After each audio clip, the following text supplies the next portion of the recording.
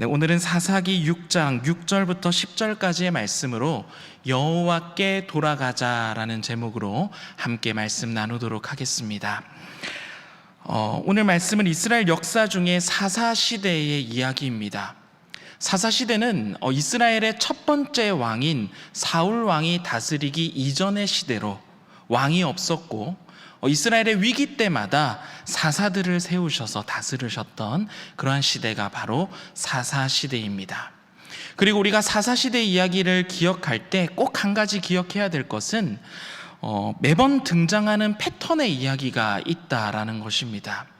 이스라엘 백성들이 하나님을 떠나 죄를 행하게 되고 죄악을 행하며 하나님과 멀어지게 되고, 그리고 우상 숭배를 하며 죄악을 저지르다가 큰 위기를 만나게 되고 다시 하나님을 찾고 구하게 되는 계속 반복되는 역사가 등장하는 것이 바로 사사시대의 이야기입니다.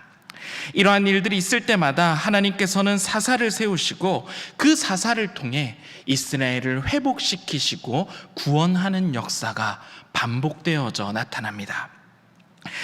오늘 먼저 우리 사사기 6장 1절의 말씀을 우리 같이 한번 읽어보도록 하겠습니다. 우리 함께 읽겠습니다. 시작.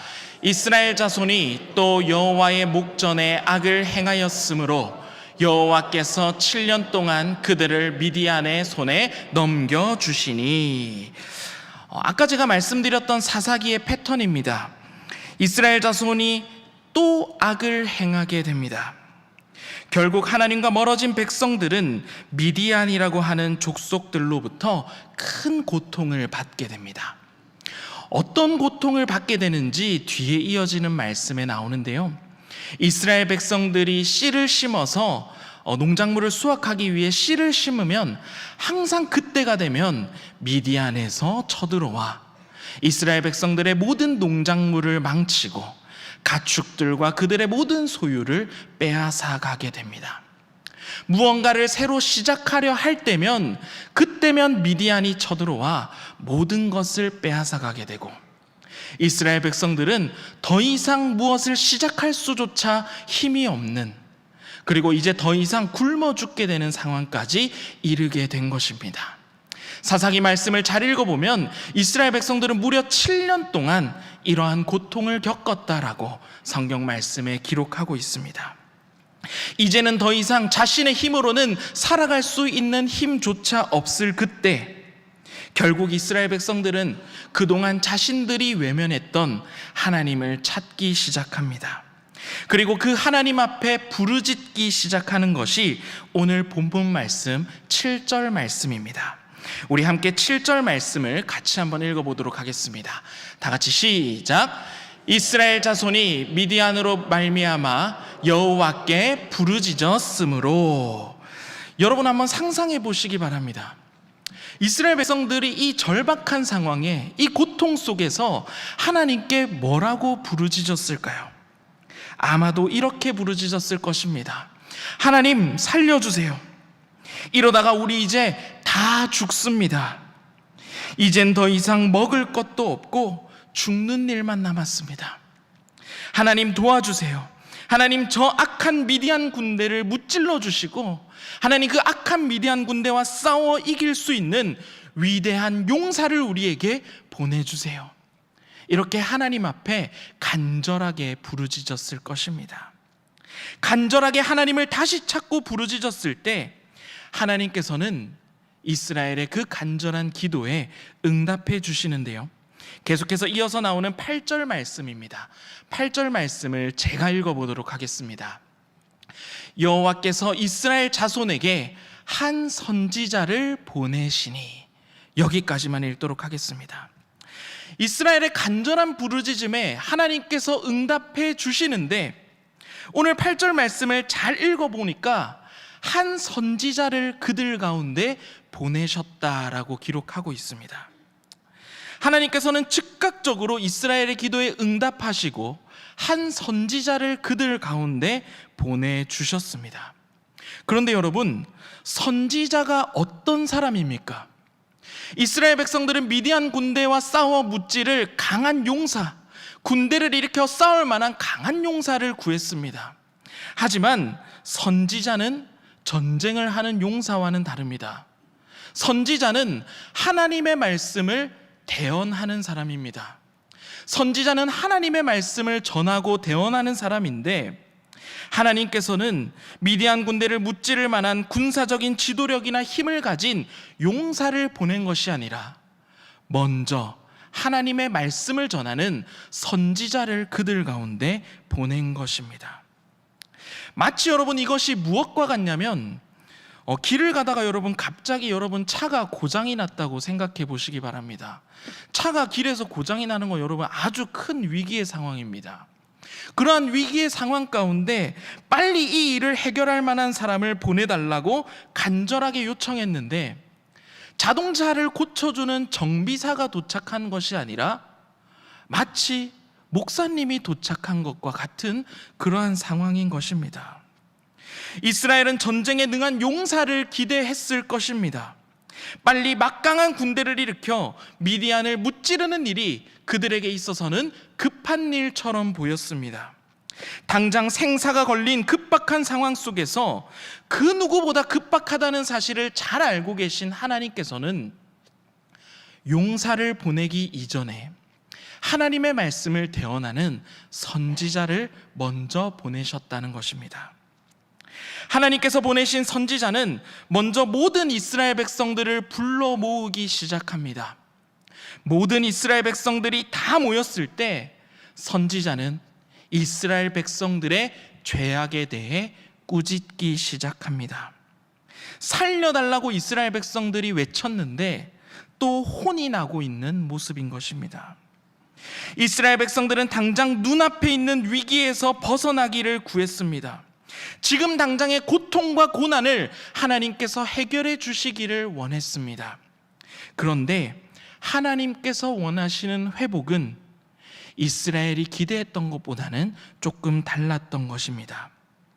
물론 지금 당장 먹고 사는 일, 지금 당장 미디안을 물리치는 일도 중요하지만 그것보다 더 긴급하고 중요한 일이 있는데, 하나님께서 원하시는 것은 먼저 하나님과 나와의 관계를 회복하자는 것입니다. 이스라엘 백성 그들의 삶에 있어서 가장 긴급해 보이고 중요해 보이고 절박한 일이 있다 하더라도 하나님에게 있어서 가장 먼저 회복되어야 하는 일이 있는데, 하나님에게 있어서 그 어떤 일보다 가장 먼저 우선시 바로잡아야 하는 일이 있는데, 너와 나의 관계부터 바로잡자는 것입니다. 여러분, 오늘 어떤 기도 제목으로 수요기도에 나오셨습니까? 여러분의 삶에 어떤 문제가 가장 절실하고 여러분의 삶에 어떤 문제가 가장 급한 문제입니까? 내 삶에 아무리 급해 보이는 일이 있고 심지어 그것이 생사를 가르는 중요한 문제라 할지라도 하나님에게 있어서 그보다 중요한 일이 있는데 바로 하나님께 돌아가는 일이라는 것입니다. 다시 하나님의 백성이 하나님의 품에 돌아와 아버지의 집에 돌아와 그 아버지의 집에서 하나님 잘 믿는 백성이 되는 것, 하나님만 의지하고 하나님만 섬기는 백성이 되는 것, 하나님의 입장에서는 그것이 무엇보다 가장 긴급하고 중요한 일이라는 사실입니다. 내 남편의 사업이 잘 되는 것도 중요합니다. 내 자녀가 회사에서 승진하는 일도 여러분 중요합니다. 다음 달에 또 수능 시험이 있는데요, 내 자녀가 수능 시험 잘 치고 좋은 대학에 가는 일도 여러분 중요합니다. 그런데 하나님께서 그보다 먼저 원하시는 것이 있는데, 하나님께서 그보다 더 절박하게 먼저 원하시는 일은 내 남편이, 우리의 자녀가 하나님 잘 믿는 백성이 되는 것, 그것보다 더 중요한 일은 하나님 앞에 없다는 사실입니다. 하나님과의 관계를 바로잡는 일이 여러분 우리의 삶에 있어서 가장 중요합니다. 하나님과의 관계를 바로잡는 일, 하나님의 품으로 다시 돌아가는 일, 죄악을 행하다 다시 주님의 집으로 돌아가는 일, 그것을 여러분 두 글자로 뭐라 하는지 아십니까? 바로 회개라고 부릅니다. 여러분 꼭 기억하시기 바랍니다. 하나님께서는 하나님의 백성들이 회개하며 하나님께로 돌이키시기 원합니다. 우리의 삶에 가장 급해 보이는 회복이 있지만 가장 급한 회복은 하나님과의 관계를 회복하는 회개가 가장 급한 일이라는 사실을 꼭 기억하시기 바랍니다. 누가복음 15장 말씀에 보면 우리가 잘 알고 있는 탕자의 비유가 등장합니다. 우리가 잘 알고 있는 비유죠. 둘째 아들은 아버지께 자신이 받을 유산을 미리 받아 아버지의 집을 떠나게 됩니다. 아버지의 집을 떠나 둘째 아들은 방탕하게 살아갔고 아버지께 물려받은 모든 재산을 허비하고 맙니다. 모든 것을 잃어버리고 굶주리게 되었으며 돼지를 치는 일을 하며 겨우겨우 살아가게 됩니다. 먹을 음식도 없어서 돼지들이 먹는 쥐염 열매를 빼앗아 먹으며 살아가게 됩니다. 여러분, 질문 한 가지 하도록 하겠습니다. 아버지의 집을 떠난 둘째 아들에게 있어서 가장 중요한 일, 가장 긴급한 일은 무엇입니까? 물론 당장 하루 한 끼 먹을 수 있는 따뜻한 음식도 중요해 보입니다. 추운 날씨 속에 열악한 환경을 이겨낼 수 있는 외투도 중요해 보입니다. 좋은 잠자리도 중요해 보입니다. 그런데 둘째 아들에게 있어서 가장 긴급한 일은, 가장 먼저 해야 되는 일은 그 자리에서 일어나 아버지의 집으로 돌아가는 일입니다. 이보다 더 긴급하고 중요한 일은 없습니다. 우리 함께 누가복음 15장 20절 말씀 같이 한번 읽어보도록 하겠습니다. 우리 다 같이 읽도록 하겠습니다. 시작. 이에 일어나서 아버지께로 돌아가니라. 아직 거리가 먼데 아버지가 그를 보고 측은히 여겨 달려가 목을 안고 입을 맞추니. 아멘. 여러분, 이 장면을 한번 상상해 보시기 바랍니다. 변화의 시작, 회복의 시작은 다른 것에 있지 않았습니다. 일어나서 아버지의 집으로 돌아가는 것, 아버지의 집을 떠났던 아들이 다시 그 자리에서 일어나 아버지의 집으로 돌아가는 일부터가 회복의 시작이라는 사실입니다. 아버지의 품을 떠난 아들이 할 수 있는 최고의 행동은 아버지의 품을 떠나 어떻게든 내가 먹고 살아야지 애쓰고 발버둥 치는 행동이 아니라 다시 주님의 품으로, 다시 아버지에게로 돌아가는 일이 가장 중요한 일이라는 것입니다. 다시 돌이켜, 다시 회개하고 주님께로 돌아갈 때, 아버지의 집으로 돌아갈 때 어떤 일이 펼쳐지는지 누가복음 15장 22절에서 23절 말씀에는 이렇게 기록하고 있습니다. 우리 이 말씀도 같이 한번 읽어보겠습니다. 시작.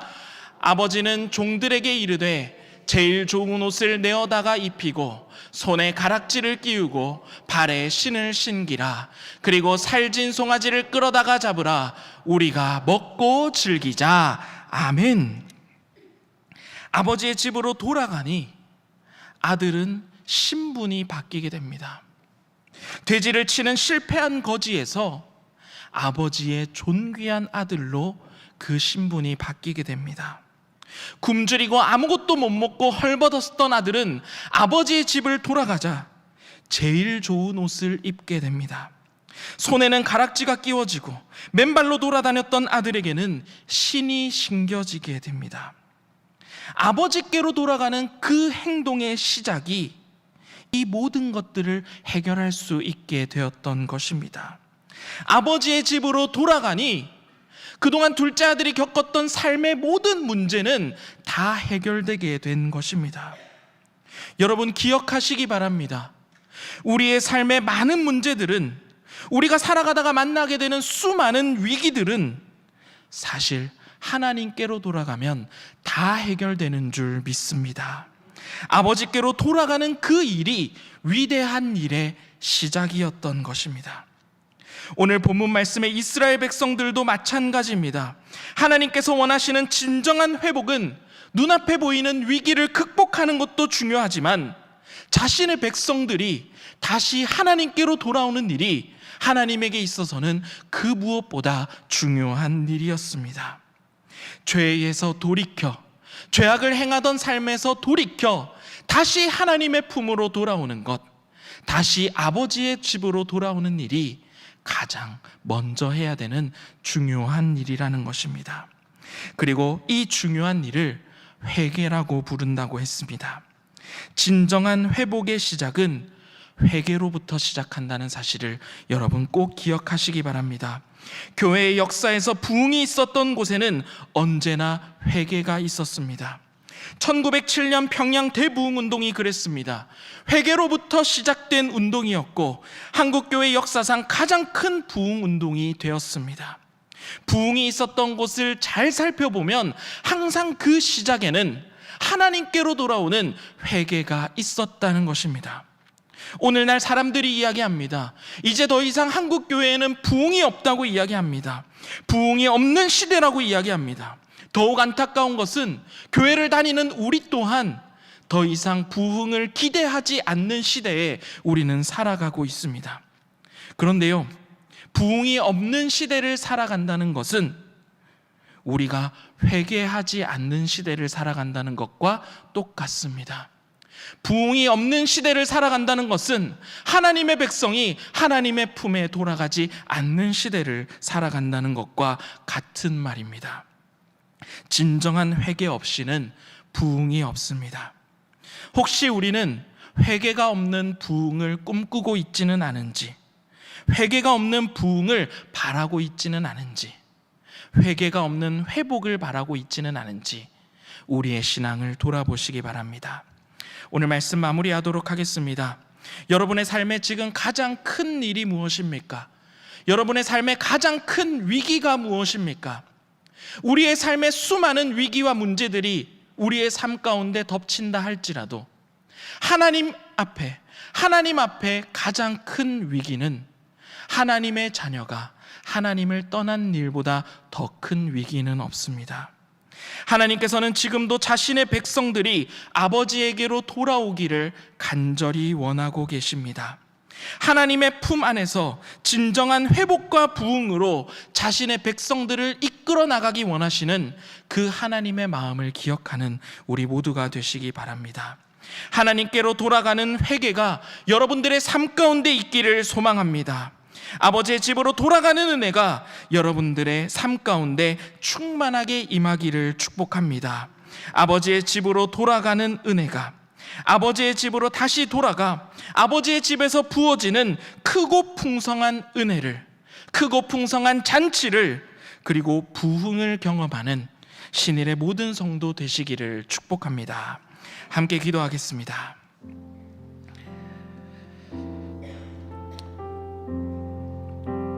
오늘 말씀을 기억하면서 우리 함께 기도하기 원합니다. 지금 여러분 아버지의 집에 거하고 계십니까? 하나님과 친밀한 교제 가운데 교회를 섬기고 계십니까? 내 삶을 먼저 회개하고 돌이키기를 간절히 원합니다. 하나님, 늘 주님 품 안에 거하는 우리의 삶이 되게 하여 주시옵소서. 나의 시선과 마음과 삶의 방향이 늘 주님께 향하며 회개하며 부흥을 꿈꾸는 그리스도인 되게 하여 주시옵소서. 그리고 또한 기도할 때 153 새생명 초청잔치를 위해서 기도하기 원합니다. 잃어버린 아들이 아버지의 집으로 돌아올 때 살찐 송아지를 잡아 큰 잔치를 베풀어 주셨던 그 아버지의 모습처럼 153 새생명 초청잔치가 하나님의 풍성한 은혜가 차고 넘치는 잔치자리가 되게 하여 주시옵소서. 하나님의 부흥을 맛보고 경험하는 자리가 되게 인도하여 주시옵소서. 우리 이 기도 제목을 놓고 함께 기도하도록 하겠습니다. 주여 믿습니다. 주여 믿습니다. 주여 믿습니다.